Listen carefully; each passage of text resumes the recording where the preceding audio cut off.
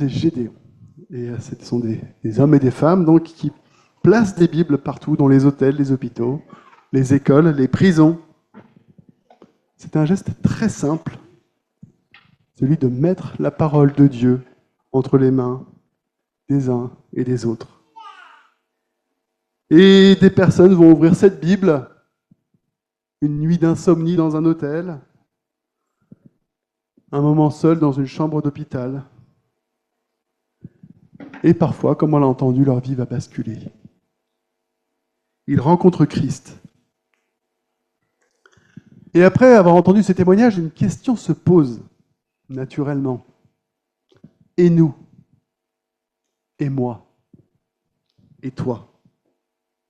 Alors oui, nous avons un travail, une vie de famille et une vie bien remplie.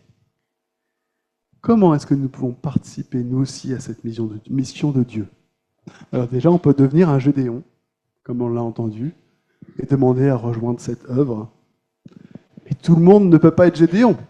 Il y a beaucoup d'autres façons de servir le Seigneur, même si je vous encourage fortement à rentrer dans cette œuvre qui est belle, parce que la parole de Dieu, c'est elle qui nous sauve.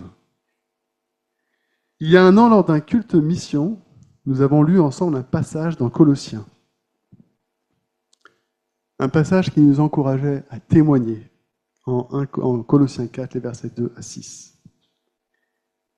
Et si on se tourne en arrière, si on regarde ce qui s'est passé depuis un an, on voit qu'il y a déjà des choses qui ont bougé parmi nous. Certains se sont engagés dans la prière.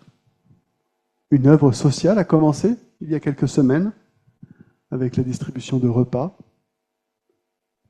Partage d'espoir a continué à aider les plus démunis.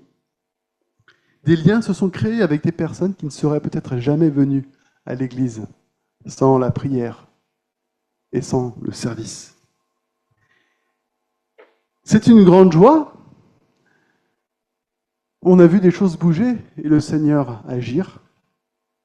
Mais une question reste. Et je pense que c'est une question qui doit nous suivre tout au long de notre vie. Et maintenant? Parce que la mission ne s'arrête pas après une semaine d'évangélisation, ni après un repas solidaire. La mission continue dans la vie ordinaire. Et c'est exactement ce à quoi Paul nous appelle dans cette lettre aux Colossiens, que nous allons donc ensemble lire une nouvelle fois. Persévérez dans la prière. Soyez vigilants dans ce domaine et reconnaissants envers Dieu.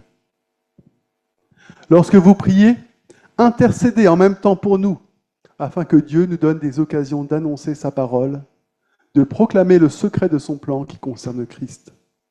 C'est à cause de ce message que je suis en prison. Demandez donc à Dieu que, par ma prédication, je puisse faire connaître clairement ce message, comme il est de mon devoir de le faire.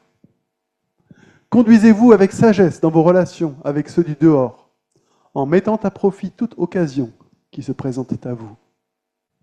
Que votre parole soit toujours empreinte de la grâce de Dieu et pleine de saveur pour savoir comment répondre à chacun avec à propos. Je trouve que ce passage de l'Écriture correspond merveilleusement au Gédéon. Et c'est un passage de l'Écriture qui est un véritable encouragement pour nous et aussi une exhortation à aller apporter l'Évangile. Paul donne un chemin très simple pour participer à la mission de Dieu. On pourrait même presque en faire une méthode, la méthode PAP, P-A-P. Prier, agir, parler. Pas une méthode compliquée, mais 3 mots simples, parce que la mission chrétienne, c'est aussi toujours P-A-P, pas à pas, parler, agir, prier, agir, parler. Il n'y a pas besoin d'être un grand évangéliste. Il n'y a pas besoin de bouleverser toute sa vie. Il faut juste faire le pas suivant, le pas que Dieu met devant nous.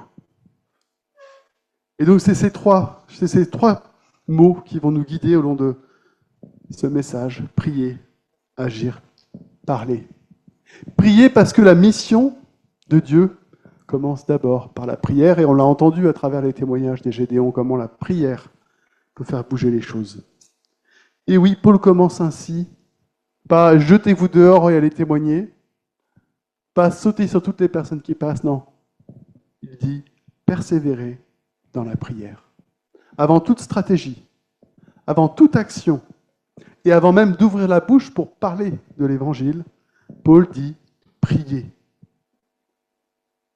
Pourquoi ? Parce que la mission de l'évangélisation, la mission de transmettre l'Évangile et de sauver, ce n'est pas la nôtre. C'est la mission de Dieu, à laquelle il nous fait participer. Nous ne faisons que participer à ce que Dieu fait déjà. Nous sommes les témoins de celui qui sauve, et pas ceux qui sauvent. Il y a quelque temps, quelqu'un dans l'Église m'a dit une chose qui m'a marqué. Cette personne traverse des épreuves difficiles. Elle m'a dit « Je ne peux rien faire pour l'Église à part prier. » Et je lui ai répondu que c'est peut-être la chose la plus utile qu'elle peut faire. Parce que la prière n'est pas la roue de secours de la mission, la prière est le moteur de la mission. Quand l'Église prie, Dieu agit. Il ouvre des portes, il prépare des rencontres, il touche des cœurs. Ce n'est pas que Dieu a besoin de nos prières pour agir, mais Dieu a choisi que certaines choses n'arriveront que parce que l'on prie. Et c'est exactement ce que Paul demande. Priez pour que Dieu nous ouvre des portes pour annoncer l'Évangile. Paul ne demande pas du courage, même si nous devons en faire preuve et que nous pouvons prier pour cela. Le courage, c'est avant tout à nous de le prendre, comme lorsque Dieu dit à Josué « Fortifie-toi et prends courage ». Paul demande des portes ouvertes. Et il veut lui-même se saisir de son courage pour y passer. Parce que quand Dieu ouvre une porte, tout peut changer. Et la prière va déboucher ensuite sur l'action, par une vie qui va montrer l'Évangile. Conduisez-vous avec sagesse envers ceux du dehors, dit l'apôtre Paul. Ça peut se manifester de bien des façons, en n'insistant pas devant un collège, au risque de se faire lyncher par les parents, mais en allant chercher les endroits qui sont favorables et où on peut apporter l'Évangile. Mais ça veut aussi dire qu'avant d'être entendu, l'Évangile doit être visible. Vous savez, les gens regardent votre vie. Et ils vont regarder ce que vous faites bien plus que ce que vous dites. Comment vous parlez, comment vous travaillez, comment vous traitez les autres. Parfois, la première Bible que les gens vont lire, c'est notre vie. Combien de fois j'ai entendu des chrétiens dire « Il est venu vers moi et m'a dit, tu te comportes différemment. Pourquoi est-ce que tu es différent des autres ? Pourquoi est-ce que tu ne réagis pas comme ce collègue de travail ? Pourquoi est-ce que tu ne réagis pas comme ce voisin ? » Un comportement différent, c'est déjà une première façon d'annoncer l'Évangile.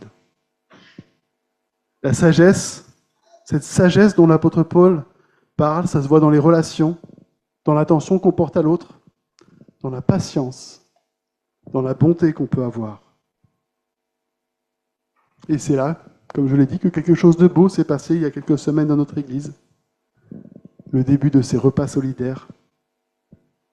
Ce n'est pas une campagne d'évangélisation, c'est un acte d'amour concret. Et lors du dernier repas, vous savez, Terra Emel en a témoigné, quelqu'un a demandé « Mais pourquoi vous faites ça ?» Et dans ces cas-là, la réponse est très simple. Parce que Christ nous a aimés. Et parce que Christ nous a aimés, nous voulons partager cet amour au monde entier. Pas un sermon, pas un débat théologique, un acte d'amour et une explication très simple. Et c'est parfois exactement comme ça que l'Évangile avance. Par un repas, par une présence, par une main tendue. Parce que beaucoup de gens aujourd'hui n'écouteront pas un sermon, mais ils seront touchés par la gentillesse, inattendue, par l'aide qui est donnée sans intérêt, par une présence fidèle dans les moments difficiles. Et alors va naître cette question. Pourquoi tu fais ça? Et cette porte, fermée depuis si longtemps, va enfin s'ouvrir. Prier, agir, mais aussi parler. Parler quand cette porte s'ouvre, parce qu'à un moment donné, il faut dire pourquoi on fait les choses. Pas n'importe quoi, pas n'importe comment, pas comme si nous étions dans un grand débat, pas besoin d'essayer de gagner une joute de paroles avec des arguments de plus en plus compliqués. L'apôtre Paul dit avoir une parole empreinte de grâce, une parole pleine de grâce. Pas de jugement, pas d'agressivité, pas de supériorité. La grâce que nous partageons, c'est d'abord une grâce que nous avons reçue nous-mêmes. Nous ne parlons pas comme des gens parfaits, mais nous sommes chacun d'entre nous bien placés pour savoir que nous ne sommes pas parfaits. Nous ne parlons pas comme des gens qui sauvent, nous parlons comme des gens qui ont eux-mêmes été sauvés et qui annoncent un sauveur. Notre parole doit être assaisonnée de sel, une parole qui a un bon goût, une parole vivante, pas des formules religieuses, mais quelque chose de vrai. Et parfois, ce sera simplement « Voilà ce que Dieu a fait dans ma vie. Et voilà comment il l'a fait. Jésus est venu dans le monde. Il est mort sur la croix pour porter à notre place le mal que nous avons fait. Et il est ressuscité pour nous offrir une vie nouvelle. » C'est pas compliqué, l'Évangile. L'Évangile, c'est nos vies qui sont transformées. L'Évangile, c'est Jésus qui nous a sauvés. Un témoignage de notre vie, un témoignage de notre Sauveur.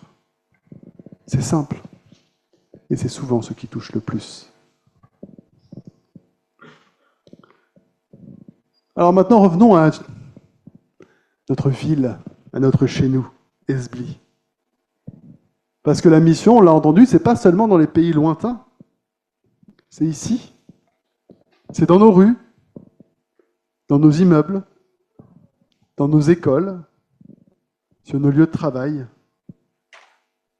Et si chaque membre de notre Église vivait simplement ce texte de l'apôtre Paul, comme elle l'a vécu déjà, j'en suis certain, et je l'ai vu depuis 1 an. Si chacun continuait de prier régulièrement pour 2 ou 3 personnes, en les choisissant spécifiquement, en gardant des noms et en disant, voilà, à partir de maintenant, je vais prier pour ces 3 personnes et je vais continuer jusqu'à ce qu'ils craquent et qu'ils viennent à Jésus-Christ, comme le témoignage de ce voisin qui en a eu marre au bout d'un moment, qu'on l'invite à l'église et qui a fini par venir pour faire taire la personne et qui a donné sa vie. Si chacun cherchait simplement à aimer quelqu'un, son voisin, son collègue, concrètement, autour de lui, si chacun de nous était prêt, quand l'occasion se présente, à dire « Voilà ce que Jésus a fait pour moi. Il peut le faire pour toi. » L'Évangile avancera à pas de géant, pas par des grandes campagnes, mais par des témoins fidèles.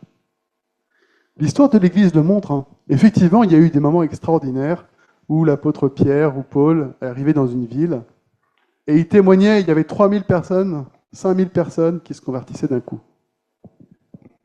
Mais c'est pas ces quelques prédications qui ont fait que, en quelques années, il y a eu des millions de chrétiens dans tout l'Empire romain.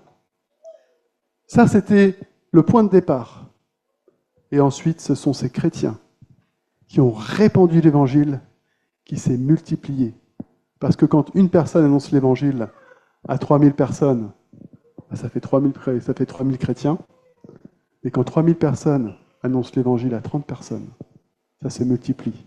Et encore, et encore. Et ce n'est pas l'action des évangélistes qui fait que l'Évangile peut se répandre à travers le monde. Ils ont une action très importante. Mais l'action de chacun des chrétiens est tout aussi importante, parce que c'est par nous que l'Évangile peut se répandre partout.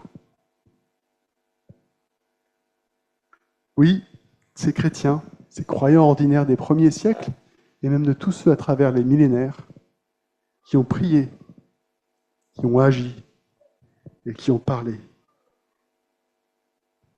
Alors, cette semaine, et dans les semaines à venir, je vous invite à une chose très simple. Choisissez 2 ou 3 personnes dans votre entourage. Un voisin, un collègue, un membre de votre famille. Priez pour eux. Fidèlement. Cherchez une occasion de leur faire du bien. Et vous verrez, Dieu ouvrira les portes. Et vous pourrez parler de ce que Dieu a fait pour vous. C'est comme ça que la mission de Dieu avance. Un cœur à la fois. Une conversation à la fois. Une vie à la fois. La mission n'est pas réservée à quelques spécialistes. La mission, c'est ta mission. Et elle avance pas à pas. Prier, agir, parler. Si chacun d'entre nous fait simplement ces 3 pas, Dieu fera bien plus que nous pouvons l'imaginer. Amen.